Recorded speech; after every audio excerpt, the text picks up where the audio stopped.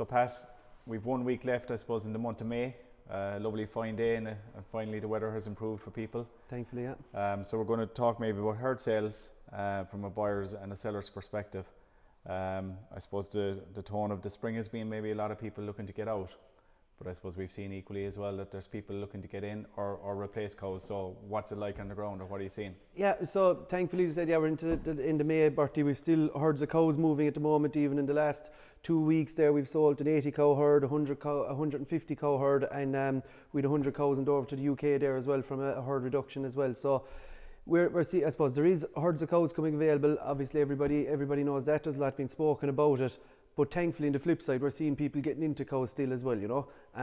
Two of those herds, we said 80 to 150, they were new entrants going from beef and sheep into, one was beef and sheep and the other one was beef, getting into dairying. And so great to see it, I suppose. Right, you'd say it is late in the year.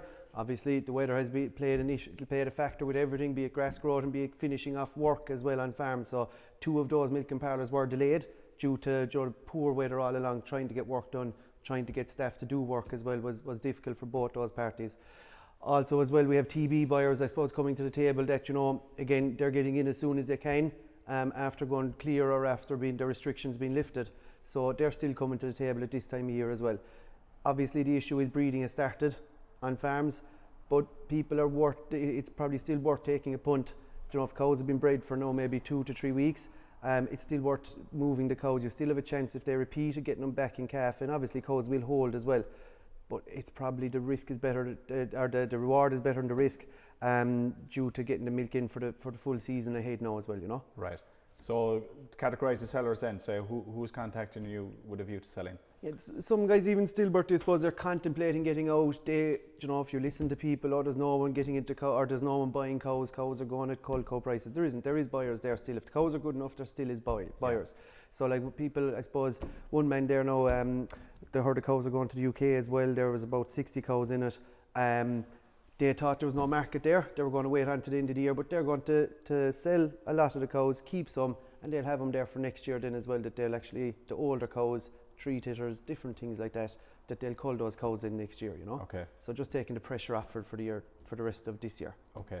So for say a seller like that, what information do they need to give you, or what are you more likely to be able to sell in terms of herds with paperwork, without paperwork, or say what's your initial conversation with somebody? I suppose just to find out the keep things, I suppose, Bertie, eye breeding, milk recorded, are they on ICBF, you know.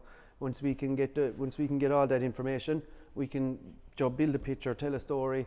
There's every yard is different, the way every farm has been ran is different, but once we get those key things and we're able to see those, look at the co-op report and see what the herd has done over the last 2 or 3 years, it gives an indication and it gives confidence to a buyer to see, you know, they're buying from the one source, closed herds in general, and they can go to the farm, look at the story, see how the cows be managed and see whether they're going to work on their system or not.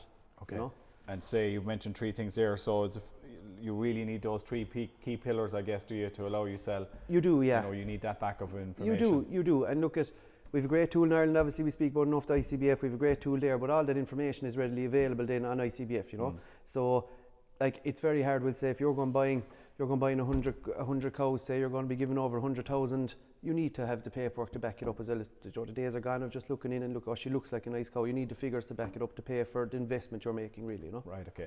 And again, there's probably no forced pressure on the seller equally as well. Like, it's not, you know, you have potential buyers. Yeah. But there's no, I suppose, going to the head in terms of a sale on the day or. Yeah, moving, exactly. You know, if it fits the bill and suits the seller. Yeah, and obviously it's both parties, I suppose, we see with herd sales, they both like to have time to think about it, you know. It's very rare the herd sale, somebody will go and within half an hour they have the herd of cows bought, you know. It might want to go home and talk to other people in the family, and again for the seller might want to sit down and talk to the family to make sure they're making the right decision, and the buyer has to be sure they're making the right decision. So there is no pressure on either party, and often with a herd sale it's actually a second visit again. Yes. To finalise every detail, you know. You'll have your initial conversations and see where people are at, and then you might have the final deal being done of the second day, you know. Yeah, and I suppose you find as well a lot of sellers, I suppose, the benefit of the farm-to-farm sale, they get to meet the buyer. Yeah. And obviously a lot of people like to see the herd go to a good home as well. Yeah, look at Bertie, it is a strange one, it is a very emotional thing, you know, and it's a real privilege to be allowed to sell a herd of cows for someone. And often you'd see, you know, that there's a kind of a relationship built up between the buyer and seller, and it's lovely to see it at times, and the buyer can see the care that has gone into the farm and the buildings and into the stock as well. You know, it's not like selling a tractor where, you know, you get another one in and that one can go out or whatever. If you're buying a herd of cows, it's a foundation herd that you're buying, and you need to be happy and confident where you're buying the herd from. So it's often, you know, obviously again that the herd sales we've done over the years, the seller will call to view the cows again and loves to see, you know, their cows are still being kept together as a uniform herd and not gone to the four corners of the country, you know. Yeah.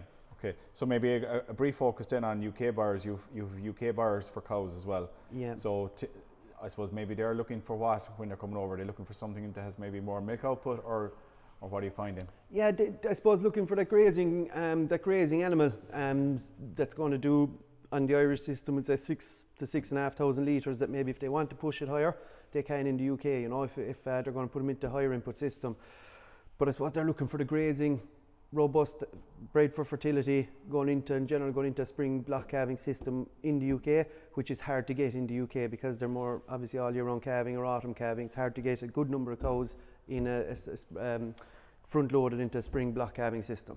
So that's what they're looking for really. Okay, and I guess to finish, Pat, for peace of mind for a seller in terms of how the finance is handled, the routine around that and what happens. Yeah, no animal moves until money is in the seller's account. Yeah.